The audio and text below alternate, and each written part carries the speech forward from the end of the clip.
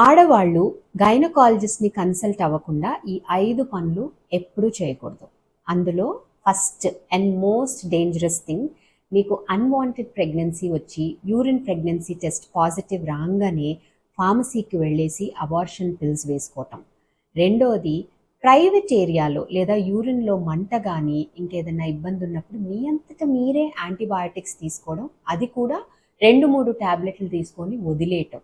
మూడవది, white discharge అవుతోంది, నడువు లాగుతోంది అని చెప్పేసి ఇష్టం వచ్చిన క్రీమ్లు ఆ ఏరియాలో అప్లై చేసుకోవటం.